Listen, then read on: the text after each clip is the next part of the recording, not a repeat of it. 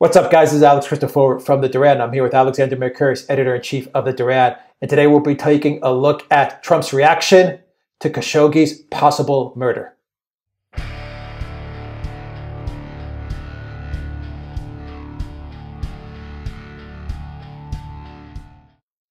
Right, Alexander, we saw a 60-minute interview with Donald Trump, and he sounded off on the Jamal Khashoggi incident. We still don't know if he was murdered. All signs are pointing to that, especially since Turkey announced that it had bugged the embassy. They say they have CCTV footage. They've tracked the 15 Saudis that entered the country. It seems to me that it might be checkmate Erdogan. MBS, the Saudi prince, does not look like he's in a position of strength. And in the 60-minute interview, Trump said, and I quote, that Saudi will suffer if indeed they murdered Khashoggi. What are your thoughts on Trump's comments, that 60-minute interview, and on Erdogan, the leverage that he may possibly have over Saudi Arabia? The floor is yours, Alexander. Right. Well, let's first of all go back to our first program about this, because if you remember, we were speculating about whether or not Khashoggi was dead. And I said I thought it was more likely than not that he wasn't. And we were getting all these statements coming out of Turkey. And we were both wondering whether, in fact, these were based on fact or whether the Turks were just making it all up. And I said, on balance, I thought it probably was based on fact, and that they did have information from inside the consulate, which made them so able to say that Khashoggi was killed. And it seems that they did. It seems that they had managed to bug the consulate and presumably hack the internal CCTV. So it seems that they got film of it, and they actually got radio, or at least recordings of the murder. And apparently pretty gruesome it is. There's even apparently a bone saw that has been identified, which was used to chop his body up. And what's looking really bad about this is that there's information that some of these people who were in the hit squad that killed Khashoggi, at least, assuming he was killed, some of them seem to be associated with Crown Prince Mohammed bin Salman's bodyguard. So they're people very close to him. And worst of all, there's rumors now that there's radio intercepts that the US has obtained, in which people who are within the Saudi system apparently discuss Khashoggi's murder or abduction before it happened. And there's a theory now that the intention was that he would indeed be abducted and taken to Saudi Arabia, but that he was somehow killed instead, and that the US was somehow told in advance that he would be abducted and had sort of said okay about that, but that they were very shocked when he was actually killed. So it's beginning to look as if the evidence, we haven't actually seen this evidence, but apparently a lot of people have seen this evidence, and it is looking conclusive. And I think this is putting Donald Trump in something of a spot, because he has built up relations with Saudi Arabia. He's staked an awful lot on the US's relationship with Crown Prince Mohammed bin Faisal. His son-in-law, Jared Kushner, has been very close to Mohammed bin Faisal. They apparently, on one occasion, spoke for a whole day together and went on talking until 4 o'clock in the morning about this, that, and the other. I mean, it was, very close friendship. And now I think Donald Trump has discovered that, Mohammed bin Faisal is not the sort of person that he expected, and is in fact somebody who it seems is prepared to order people like Khashoggi killed, and killed in a very gruesome way. And I think Donald Trump is both very embarrassed and very angry. And I think this isn't the sort of thing that you do to Donald Trump. I think he's the kind of person who takes these things very personally. And I was watching this, I was watching his comments, and I got the impression that he was really angry. So, given that I think the information that Khashoggi was killed is overwhelming, and I'm sure he is being killed, I suspect that we will see a reaction from the Trump administration very soon. How extensive that will be remains to be seen. And I think, is there a correction, Alexander? You said bin Faisal. I think you meant bin Salman. Bin Salman. Okay. I'm sorry. I meant, you're quite right. Mohammed bin Salman. Right. And, okay. And going to bin Salman, I mean, just 4 months ago, he was praised by MSNBC, CNN, New York Times, Washington Post as the reformer prince. You know, he opened up movie theaters for women to go to. He allowed women to drive, and everyone was just praising bin Salman. I mean, he was the man that was going to bring Saudi Arabia into the 21st century, the liberal prince. They were praising this guy. This guy is a sociopath. That was my take on it. I've written a lot of articles on this guy. This guy's a nutcase. He's a nut job. Anyway, that's my opinion on this guy.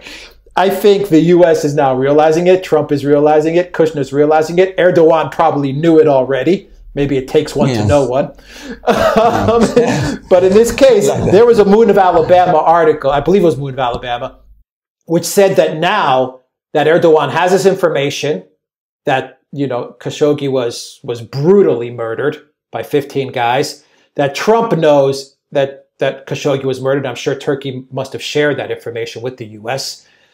These guys, speaking about Trump and Erdogan, they're going to use this as leverage over Saudi Arabia, either for a massive arms deal that the U.S. seems to have tied up, a massive arms deal in which they're going to tell Saudi Arabia, buy more, or you're going to buy these arms at this incredible amount of money, I think 100 billion, 200 billion, whatever it is. And that Erdogan's going to ask for his price as well. What do you make of that line of thinking? Right. First of all, about him, Mohammed bin Salman being a sociopath, you're absolutely right. Now, can I just say, neither of us was fooled about this, and I would invite our listeners, our viewers, to go to the Duran, dial in the Duran, Mohammed bin Salman, Christophorou Mercouris, and see what we've been writing about him. I mean, we weren't taken in by this guy, not for 1 millisecond. In fact, I can remember writing somewhere that his genius would be to destroy Saudi Arabia at supersonic speed if he remained in power, given the kind of person he was.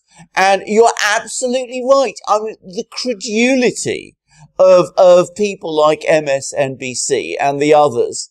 I mean, there was a bizarre piece in I think it was the New York Times by Thomas Friedman saying, you know, this great, amazing reformer.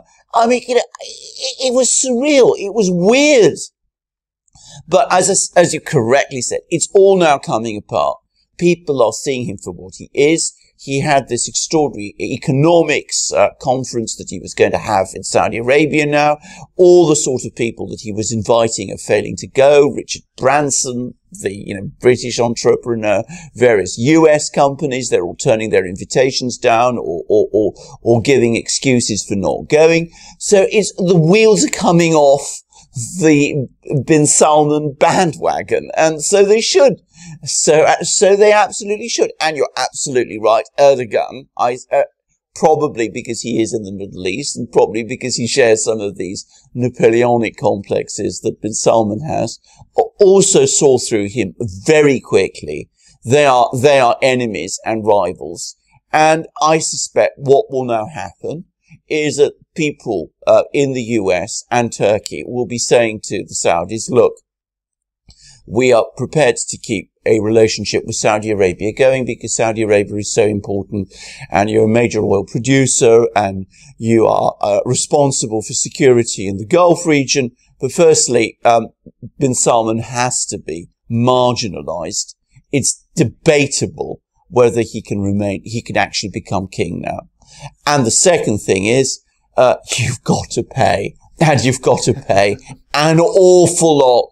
You've got to pay an awful lot to Turkey to keep Erdogan's bubble going, because of course that's what he's been running in Turkey for an awful long time. He was able to squeeze $15 billion out of Qatar. God knows what kind of money he's going to be asking the Saudis to cough up with. And we're going to see the same thing coming from the US. I was actually talking to somebody from Iraq, by the way, just the other day, and he made exactly the same observation. He said this is all going to end up in a nice piece of extortion from the US and other countries. They'll be going along to Saudi Arabia and they'll be saying, look, we're prepared to look the other way, but, you know, you've got to come up with an awful lot of money in arms deals, in all sorts of deals. And as I said, you've got to push this guy aside because he is a loose cannon and he cannot be allowed to behave like he has been because he's dangerous. And even if he doesn't involve us in wars, and of course he's already started a war in Yemen, even if he doesn't want to involve us in wars, his potential for causing us embarrassment, as he has just done over Khashoggi, is simply tremendous. Yeah, I was going to actually ask you 3 sets of questions so we could tie up this segment, Alexander. And the first question is, do you believe that MBS is done? He's finished now. The second question I was going to ask you is, do you believe the Yemen war may effectively be over because MBS was the guy that pushed that brutal war and the U.S. supported him as he pushed that brutal war because he is a sociopath? And what do you think about Iran? Maybe Iran can chalk this up as a small little victory against Saudi Arabia. Right, let's take it. First of all, is he finished? Well, it depends how strong support for him in Saudi Arabia is. Now, this has always been something of an unknown because Saudi Arabia is such a complicated country and such a very mysterious country in some ways. One gets the sense that the king, his father, King Salman, I mean, you know, that MBS is the apple of his father's eye and that this is why he was made a crown prince and all those things. But I have to say, every other indication suggests that most of the other Saudi princes have lots of doubts about him. Many of them actively hate him. And there's been a lot of trouble. I mean, a year ago, he was rounding up Saudi princes and locking them up in the Ritz-Carlton Hotel in Riyadh and actually getting money out of them. I mean, it was an extraordinary piece of extortion that went on there. So, I mean, I cannot imagine that he doesn't have lots and lots of critics within Saudi Arabia. And I suspect what's now going to happen is that those people who, of course, have their friends in Washington are going to now be saying to their friends in Washington, look, this isn't really somebody that we can have as king in Saudi Arabia. The people in Washington will be saying the same thing. And we will probably see pressure on the king to actually push MBS aside. So, I mean, I think that his position in Saudi Arabia hangs by a thread, and it really depends on how strong the position of the king is. Kings in Saudi Arabia have been deposed in the past. The Saudi royal family can be very ruthless protecting its own interests. So Saudi kings can be removed. We'll see how far the king is prepared to stand by him and how strong the king's own position is. And so, I mean, I think there's a fair chance, a pretty strong chance, that we could see MBS out of the way very quickly. Now, what about other countries? What about Iran, first of all? I think that the Iranians will be watching. I don't think the Iranians have many friends in Saudi Arabia. But I think if he goes, they will be pleased because he is somebody who has taken such a hard line in relations with Iran and has been so active in promoting the confrontation that with Iran and has drawn the United States into it. That, as I said, if he's weakened, if his position in Saudi Arabia is weakened, or if he's removed, I think they will chalk it up as a victory. As for the war in Yemen, that is a total disaster. It is very difficult to see how Saudi Arabia can withdraw from it without a total loss of face. But again, the Saudis are tremendous survivors. It's not impossible that they will do exactly that and absorb the loss of face and say that it was all MBS's fault and blame it all on him. So I'm not sure that's going to happen. I wouldn't count on it, but it is possible. And if MBS goes, and if King Salman himself finds himself under pressure, well, I think all the, you know, all the bids are off. I mean, we'll just have to wait and see. This story is really developing at a fast pace. Let's see where it goes. Indeed. Can I just say one very last thing, which is, I think it's something which I would make, a point I would make, and that this Iraqi person that I was speaking to the other day made to me. He said, it took the murder of a man who, is very westernized, writes from the Washington Post, is based in the United States and is a US resident for, the, Western world, for the United States, to wake up to the fact that MBS was, as you rightly said, a sociopath. Lots and lots of other people have died in Saudi Arabia up to now. There's been this terrible war in Yemen. People have shown no interest in it. When one man dies, an articulate, Western educated, English speaking, sophisticated person, then that's what it needs apparently for the world to take notice. But there we are. Notice they have now finally taken, and we will see. As you said, this is going in all sorts of directions, and we will see where it ends. Well said, Alexander. Well said. And the fact that Trump was so he took a very strong stance in the 60-minute interview, I think it says a lot. Exactly. Alex? Well, I think so. I mean, I think he feels betrayed. I think he feels very angry and very betrayed. And Donald Trump does react very strongly to these things. I mean, he is somebody who, you shouldn't do these things to. I mean, he does respond to them. He's an emotional man, as he has repeatedly shown. And the idea that he doesn't care about human rights, I think is nonsense. I think he doesn't care about them in the abstract. But when it comes to individuals, he cares about them a lot. I totally agree. I think Trump is not the type of man that, I think he's the type of man that once you win his loyalty, he's there for you. But once you cross him in the way that I think MBS has now done, all hell's going to break loose.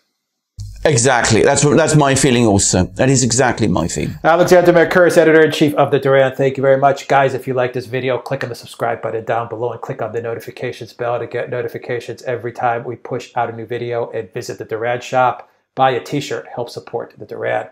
And in the description box down below, you'll find links to our PayPal and Patreon pages. Please donate. Help us create videos like this for you. Alexander Mercouris, Editor-in-Chief of the Duran. Thank you once again. Until next time, take care.